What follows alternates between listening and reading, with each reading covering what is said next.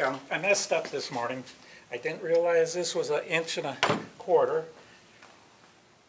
And my chucks are all 1 inch. So anyways, I went home to get my adapter. Wait a minute, where's that, you got the mic? Yeah. Yeah, get that out there. He needs that mic on there. Yeah, sound. Anyways, I grabbed the wrong adapter. So I'm just gonna fake it.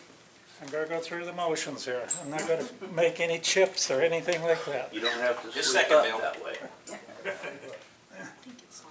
Hey, Bill? Yeah? That's 1.25 inches? Yeah, this is 1.25 inches. I didn't know this was 1.25 inches, because the chuck, or the lathe we had before was a 1 inch. Okay, I'll try this. I might scare everybody. Not yourself. And put it right up to your mouth. Hey, you're on the big screen. Oh, big deal. I need your autograph, Bill. Go ahead and talk. Okay. Get it closer. Just put it, it'll bend. There you go. Help me. Okay, I don't think that thing's working, is Yeah, it? it's working. Just a minute. Get Turn the volume up. On the side is the Okay. volume button. On the side is a, rotate the volume button. It's right here, isn't it? Oh, right there. Okay, okay. I guess it's working now. That help anything?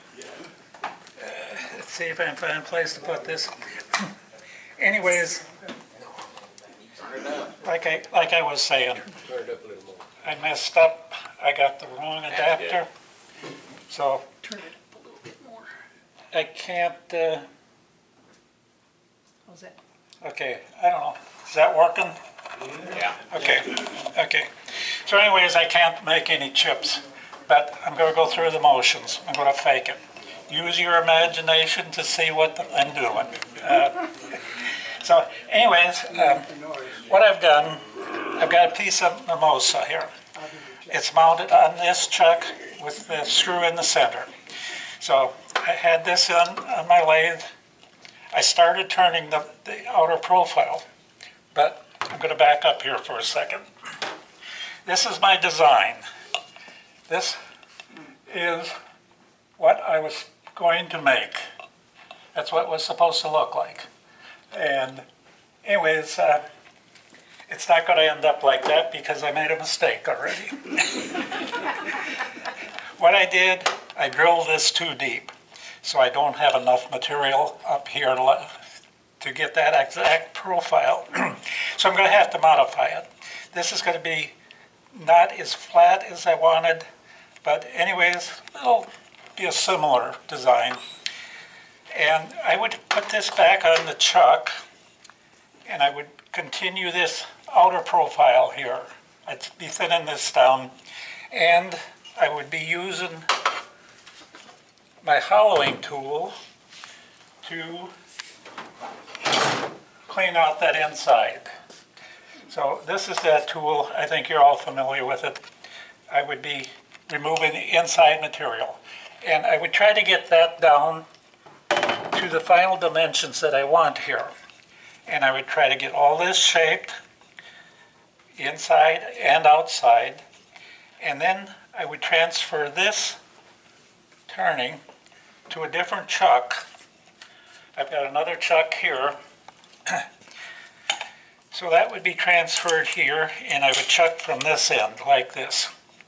Transfer that over, and then this would be mounted here. This chuck is gone now. So now I'll continue to refine my outer profile here. Now, before I started doing anything, I cut, where did I put it here? Okay. I cut a piece of this off the bottom. I took, first thing I did, I got a center mark on here, cut this off the bottom, maybe as much as a 1/4 inch thick. So this is the bottom. This is what I'm going to use to plug the hole and hide the evidence. So this grain, this color and the grain, is going to match here very close. So once I get this finished, then I will turn this to the diameter that will fit into that hole. And then it'll be pressed in and glued. Now, there's two ways you could do this. You could check it up here. Where's my...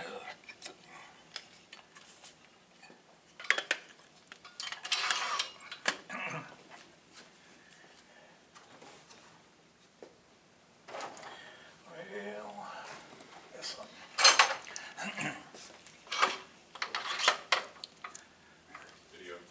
No video.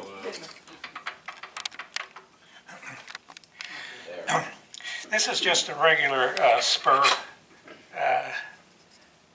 chuck, so I'll put that, what I've got here is just a block so that I don't get a real deep center. I have to know where that center is because that's what's going to fit into here, and you want that to line up as much as possible. So I can put that on chuck like this. I guess this thing will turn on, won't it? Yep. Oh, okay. I'm not familiar with this thing, so. Okay, well, let's go the other way. Anyways, you can check that up here. Take a bowl gouge, and you could turn this diameter to fit in here if you wanted. Now, I usually don't do that. I prefer to do it on a disc sander because I can angle the table slightly and put a mark on here, and you can just rotate it on the disc sander on the table. That I find works the best for me because I can take this as I'm sanding it, test fit it, sand it some more, and go back and forth until I get a snug fit. Now you can put a little bit of a taper on it because that'll make it easier to insert it into here. And it gives you room for the glue because it'll take the glue in there, it'll fill that angle, and the glue, all you need to do is glue it. And I usually use what they call a white glue, Elmer's glue or Tight Bond or one of them. And once that's glued in there, it's permanent. So before you do that, I've already transferred this piece to the new, or to this other chuck. So this is hanging out in the open. And this has not been glued in yet. Now I can take this off, take this chuck off here, and I don't know if I can get this, oh yeah.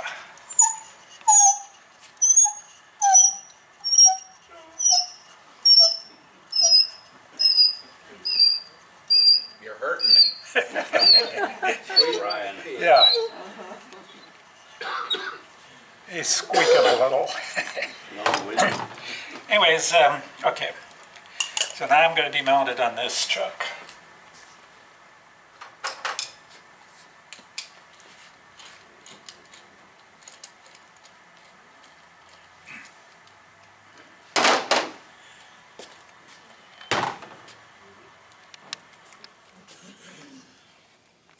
When you drilled the hole in the other one, did you use a standard drill bit or did you use a Forstner? When, for the center point, Yeah.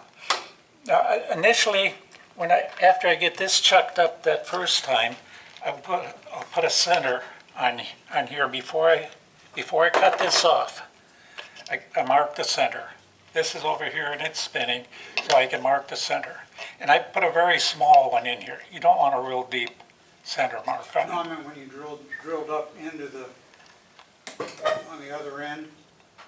To start the hollow. When you started the hollowing, did you use a Forstner bit or just use a regular? Oh, I used a Forstner bit. It's 1 3/4.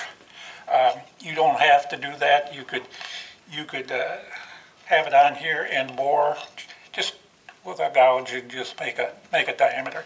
And that's nothing critical. That's any size that suits you. Would, Yeah. quick question. Would leaving just a little small ledge down in there for that to sit down on be feasible? Is inside your hole that you drilled, drill, you know, your 1 3/4 and then go inside that with like 1 1/2 to leave a little ledge in there. Just go about that deep with your, am I making any sense? Are you making a tendon to fit the lid, the bottom piece to come back in? No, I'm making a place for that little round thing to sit Yeah. on. Oh, down yeah. inside. You could do that if you wanted to. I don't, That way you could make more sure it's actually. yeah, I haven't found that necessary. Because what I'll do when I'm inserting this into this hole, I will, I like to have about an 1/8 inch deep mortise in here. So this will be set in That's what you're talking. 1/8 of an inch deep. Okay, that's what I was talking about. Right? Okay, and I always leave the mortise in my turnings. I never try to finish off with a flat bottom. Okay. One thing, you can come back and resand it and polish it if you need to. And most of the time, it'll center up pretty good. You can adjust your position slightly. And the way I do that, I've got one of these tools, and I'll chuck it in there, not real tight, and I can spin it and tap it slightly until it trues up. Yeah. And then retighten it. Now, where was I? This whole thing is not going the way I thought it would. Envisioned it. Yeah, I'm faking it. Anyways, okay. I've got this back on here now. And like I say, I want this trued up. I can use, because when this was on that chuck, when I had a chuck on both ends, or that chuck on here, I could use that center of that chuck with this thing, and it'll center up.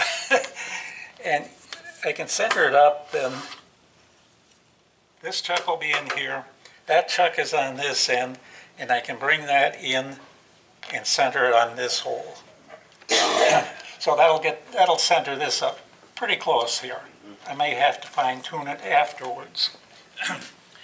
Oh, this is what I was looking for, this center. So I can put that center in here, and it'll center up. Very good. Then this hole, I would bore to the diameter that I want. That could be 1/2 inch, 5/8, 3/4, whatever size hole you put in it, because this is going to be the top here, and it's going to sit like this. So that's the hole that you want to be small. That's maybe a 3/8 in there now, just whatever fits on that screw. So you can get this in here, and you got that other center on here.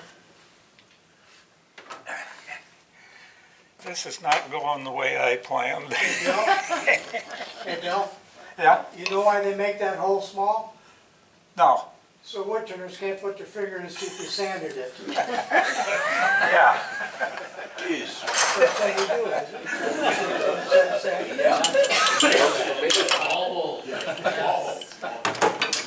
Well, that's a fuller hole. You want to use that to fool the wood turners. Well, now how did they do this? Well, that bottom ain't, that has been touched. How could they do that? Anyways, like I say, you plug the hole and you hide the evidence. So anyways, this is going to be chucked up something like this. And now you can do your final outer profile here. This I had intended to come down and maybe like have a 1-inch stem coming up, whatever you call it. But like I said, I messed up here, removed too much material inside, so I don't have enough here to do that. Well, I can modify my design a little, just make it thicker here and make that cone. That's woodworking for you. Yeah. You do something here, make a mistake here, or you get a gouge here. Now you got to try to work that out, and change your profile a little bit. Sometimes Anyways. you're the windshield, sometimes you're the bug. Anyways, it all comes down Grows to on trees. having an idea what you want to start with, and hope you end up with something close to it. Anyways, I think this will look pretty decent if I could have finished it here, but I can't. So my plan now is I would taper this down here as much as I can without cutting through, and then I was going to have a bigger top on here than I originally planned. So I think it would look good. It would look good. But One thing about it, Bill, you're the only one that'll know it's not like it was supposed to. yeah, I know.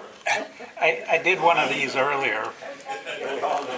And Steve was looking at it Everybody will know. and looked at the top, looked at the bottom.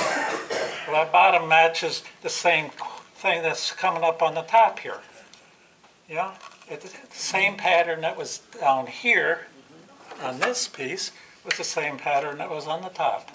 And he was kind of fooled on that for a bit. So anyways, the secret to this is probably turning from the bottom is no different than turning from the top, except you're working upside down. And when you're done, like I say, put the plug in it and hide the evidence. So And you can actually burn the ring you could. at the joint if you want to hide the joint. Yeah, there's a lot of things you could do. The secret, well, not secret, the way to do it, you want a small hole up here. I don't know, I guess they call them a weed pot or something. And it's a term I've heard. You can stick one little flower in here or some little thing like that. And this is mimosa, which there's something about it. If I get one breath of dust from that thing, I start choking. So I always wear a mask with this. The other thing I want to emphasize, once you got something chucked up here, if I got an 1/8" mortise here, there ain't much holding that thing. And you got to be kind of careful. So if I can't chuck between centers, then I will use a steady rest. This lathe is so small here, I wouldn't be able to do it. But anyways, I would get this on the lathe, and it would be somehow supported on a diameter there.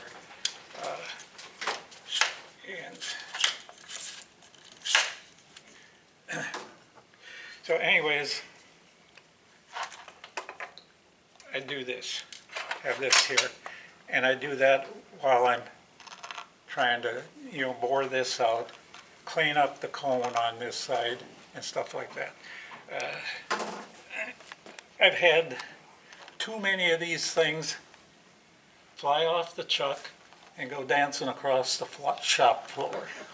It's not worth taking a chance. Take the 5 minutes to make sure you have a nice solid connection, whether you're using a steady rest or between centers, whatever. It's not worth trying to take a shortcut on that. Too easy to get hurt, and too easy to spoil your project.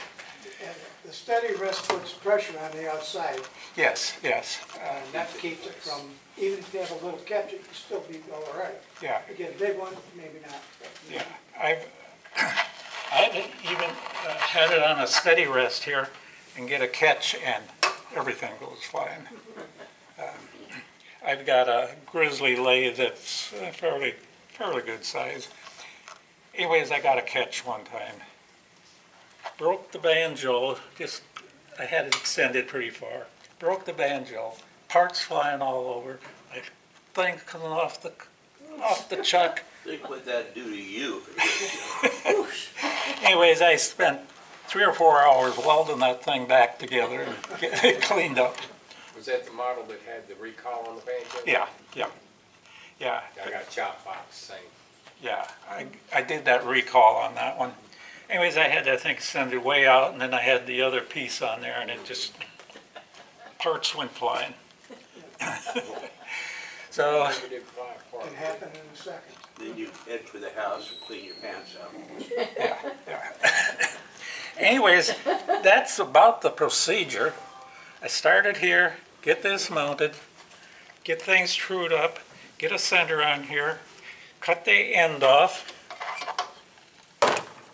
For this, cut this off the bottom, and then I work on hollowing that thing out, getting as much material out of it that I want. And, Okay. well, that's a good picture.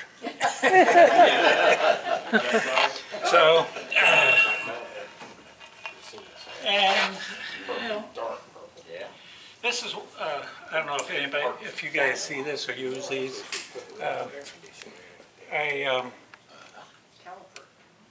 It's a calipers. You can use that on this inside here. Check your wall thickness. It's a handy tool. Yeah,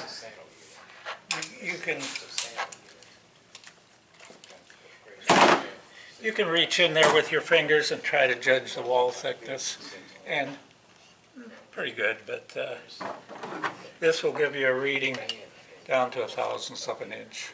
So you can check it, and you can crack it, follow it out, and see how even it is in there. I like to get them pretty even. This I would probably maybe try to hold 3/8 of an inch. Well, I'm already below that at this point, so I ain't got much material to work with. This I had intended to be pretty flat across the top here, but like I said, I went too deep. I got no material to work with. So anyways, this is a handy tool. Never seen those. You can find it on the internet. You want to pass it around, people want to take a look at Where'd it. you get it at? They're only about $30 or so. Where'd you get it? I don't, someplace off the internet, I don't know. Google digital calipers. Yeah, it's, It is digital. you can set it for metric or standard. I always do everything standard. Metric gets too confusing. Yeah. I'm American. Yeah, somebody had the bright idea that we needed to learn Yeah, metric. that failed quick. Failed miserably. How did you cut the disc off to begin with? The little thin? This piece, Yes. that's whatever you decide to make it. This is about maybe How did you cut it? With a lathe Oh, or with a bandsaw? I prefer to cut it with a bandsaw. You could use a parting tool to cut this off if you wanted. You know, this is going to be chucked up here, and you could use a parting tool to come in here. I prefer to put it on a bandsaw. Quicker, but it's hard to get an even cut with a bandsaw. Yes, but you face this off anyway before you do anything. It's just that you got to make sure you have that center and you keep that center. So from that center, I can put a compass and put a ring around there. And like I say, I prefer to sand it because I can lay it on the sanding table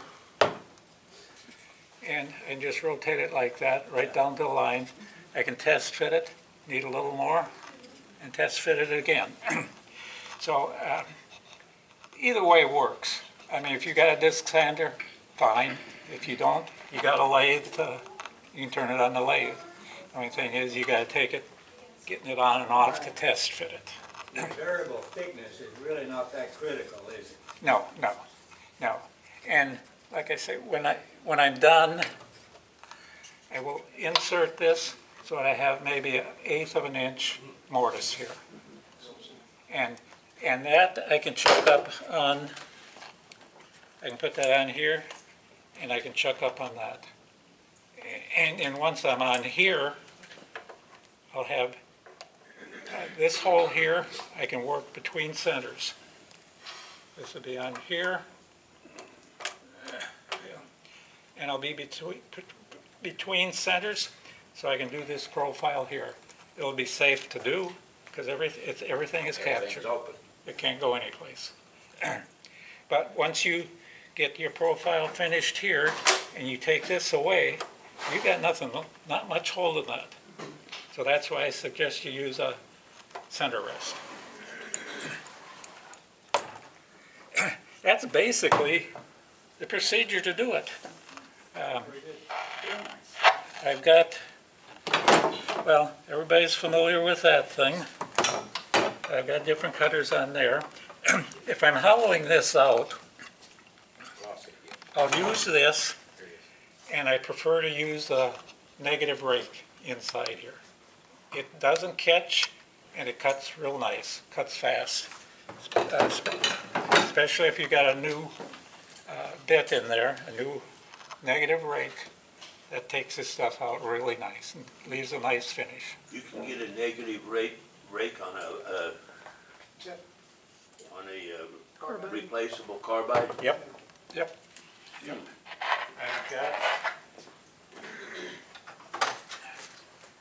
I've got some, well, I've got different ones here. Carbide? Carbide. Yeah, no, if you want to pass these around, you can take a look at them. I've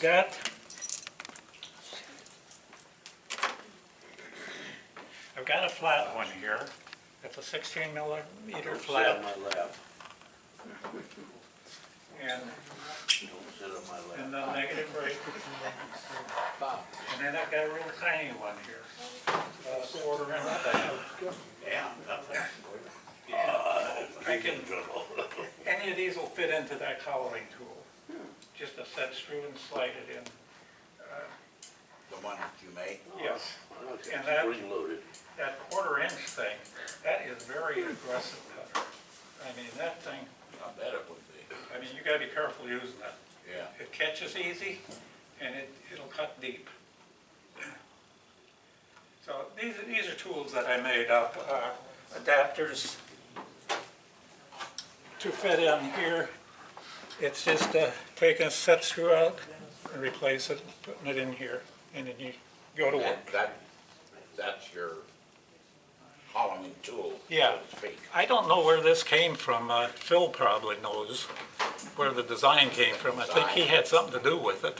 I made that about 20 years ago. He Yeah. welded it up. Well, anyways, it's a good idea. It works great. I use a lot. Here lately, I haven't done much turning. I got 10 other projects going, and so turning is on the back burner right now. Honeydews. No, I got more than that.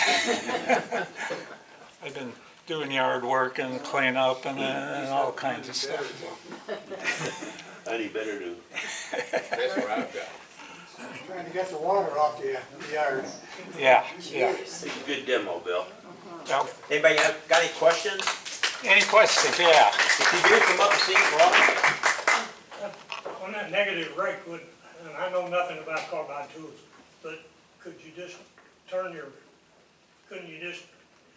cutting tool upside down and be negative? I tried that and it doesn't work. Okay, You can force it to cut, but it doesn't cut like the actual negative rake. The thing is, negative rake is, I'm not sure the angle, I think it's something like 30 degrees. It's pretty sharp. Now, you take the other one, it's flat, and you still got about that same angle there. And it just doesn't cut the same. one more thing, I heard you talking about those fumes there, I just want to pass out something that I've learned that might be helpful to others. That super glue and lacquer tears me up bad. I found a respirator is like an M95, one of those R95. It's gray and it's for chemical, and it works. Especially, it works very well on lacquer, and it works decently on super glue. And you can buy them at Lowe's, but it's an R95, R95. and it's gray. Keeps the smell Good.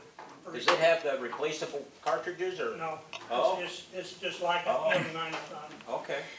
It- You can't smell that lacquer when you do it? No, That's pretty good gasket. it is. Yeah. Yeah, it is. R95. Yeah. One more thing while I've got you, I noticed on the newsletter, we're still saying we can order stuff from Woodworker Supply. They've been out of business now for over a year, so you can delete that. Yeah, I use that, that mask a lot. That's the only ones I buy. Woodworkers That Supply, is 95. that the one in Memphis? Maybe that's There's a something we ought to Woodcraft do. that is still in Bring business. your- Woodworker Supply is out of business. Stuff that you use in I was, there to show people. I was in the doctor's office when everybody had to wear a mask. I was using that R95. Anyways, I wasn't just sitting there waiting. The nurse comes in and I had to take my mask off. And when she came in, I could smell her perfume. And I couldn't smell it before with the mask on. So, anyways, I better get me a couple then. that has nothing to do with turning, but anyway. Well, The CA glue can get you. Oh, CA, you better have a fan on or something. Yeah. It will put you to the ground. Yeah. yeah, Can get you. I was And using, what's those somebody brought in a fumes hit kids? Sycamore last month, I had a big piece that was really punky. I used 2 bottles of CA, and I had the fan